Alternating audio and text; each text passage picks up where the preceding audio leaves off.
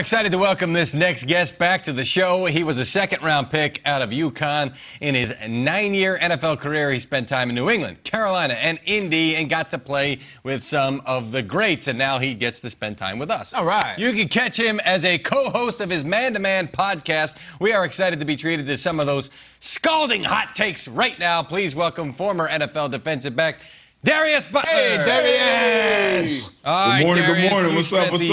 What's up? I'm sorry. I forgot the pleasantries. Mother, you taught me better than that. I'm sorry, Mom. How are you, Darius?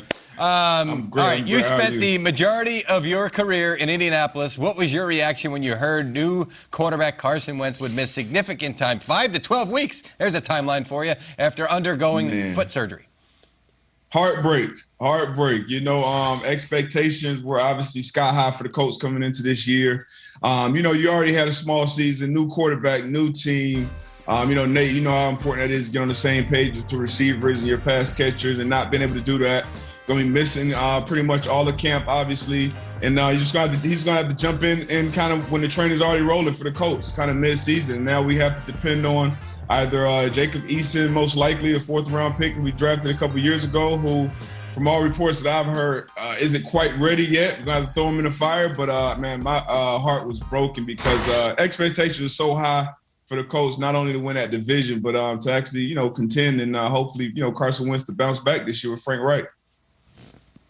Well, I'm hoping that's the case. Darius, love having you on the show. Love your insights. We had the whole Aaron Rodgers saga happen. It was a situation, tons of what-ifs, and now we sort of know what it is. He's back. He aired his grievances, of course, in front of the media. What do you make of it right now?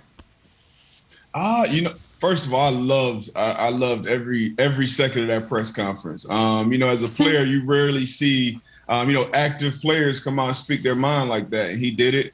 He defended some of his past teammates. Obviously, he went out there and got Randall Cobb as well.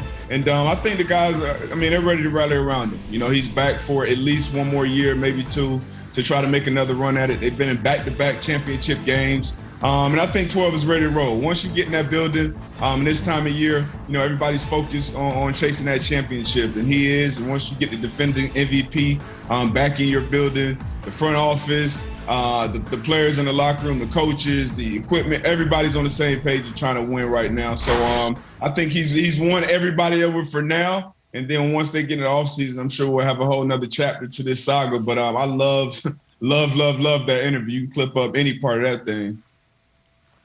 All right, now, a few months ago, you had Xavier Howard on your podcast, and he recently requested a trade from Miami. Tell the viewers what you learned about him during that interview, and also, what do you think about the situation in Miami? You know, just watching guys from distance, not been in the locker room with him, you don't really know how guys are, you know, wired. And, you know, sitting down with him for about an hour, me and Antoine, you know, you kind of got to find out how he's wired. And he's a guy who's going to bet on himself. He's a super confident guy. He's bet on himself since the college days when he jumped into the league. I asked him about his ball skills, you know, because he went and got 10 picks last year. That's something we haven't seen in the NFL since Cromartie over a decade ago, I believe. So talked about his history playing receiver and playing basketball. And he obviously saw the writing on the wall with the drafting of Noah out of Auburn this year in the 1st round. He went and signed Byron Jones, made him one of the highest paid cornerbacks in the league. So he saw that writing on the wall. He had 2 back-to-back great years, and he felt like he wants to at least be the highest paid corner on his team. You kind of saw this situation brewing in Miami. Me being a Dolphin fan, I wish they could have figured it out. Now he's requested this trade, but he's got a little injury that's been hampering him through camp, so I don't know if that trade is going to happen. But either way, I hope we see some more phenomenal football from X, man. But I hate to see that situation go down how it's going down in Miami right now. No doubt. We love to see him on the field. 10 interceptions is a hilarious number. Darius, you have some hilarious numbers yourself. In fact, we here at Good Morning Football want to quiz you right now on the spot about your own career. Okay. Here's the deal. You had 4 career pick sixes. Pretty impressive. Can you name the quarterbacks you picked off for your 4 career pick sixes? Oh. Okay. I know my first one was Matt Schaub. Got him as a rookie. Mm-hmm. Brady Quinn. Yep. With the Chiefs. And then had to be a couple. The Blaine Gabbert or Chad Henne. I'm gonna go Blaine Gabbert. I'm gonna go both. Let me go both. It's probably just Gabbert. You're going to go Blaine Gabbert and Chad Henne? Yeah. Here's the answer. The answer is you got Blaine twice, Darius. Oh, you were right Blaine. on it, but you got Blaine. Super Bowl champion Blaine Gabbert. That's right. Super Bowl champion Blaine Gabbert. Darius, is getting a pick six, especially off a Super Bowl champion like Blaine Gabbert, is it the most satisfying thing you can accomplish as a defensive back? Oh yeah, a turnover period changes the game, but when you can turn that turnover into immediate points, that's really the best feeling. And all of us corners feel like we should have been receivers anyway. But so you love those moments, and you always remember the ones you didn't get. I actually had a fifth, and I pulled a hammy on my way to the end zone. That was a low light. Y'all will find it one day. But yeah, you love those moments, man. You never forget them. I noticed Tom Brady was not on that list. Maybe he was the fifth that you were just referring to. God. But yeah, Darius, today is Tom Brady's 44th birthday. You know Brady personally as a former teammate of yours.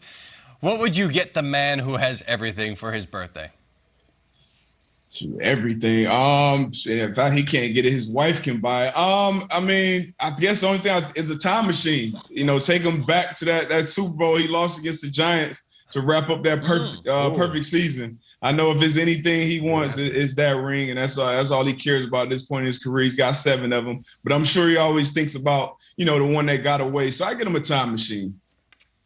That's a good answer. There you go. Great answer. He's got one parked in his garage. He can have my extra time machine. Here, Tom Yeah, Brady. I want to go to one. Darius Figure it out. Butler's house right now is what I want to do. Thank you.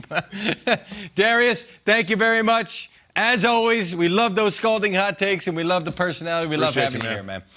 Hey, appreciate you guys, man. Before I get out of here, man, I got to wish my daughter a happy 10th birthday, Milan. I love you.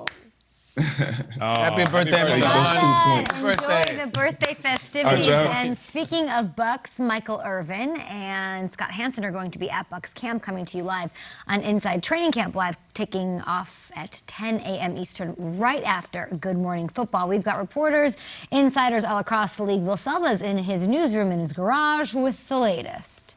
When are you getting out of that garage? Yeah, what's going on there? Okay, guys, I don't know when. And remember, okay, this is my casita right now. I don't know when I'm going to leave, but I'm kind of settling here right now. That's the way I like to put it. So I wish you guys could see it behind the scenes. So we'll see. One of these days. And I'll give you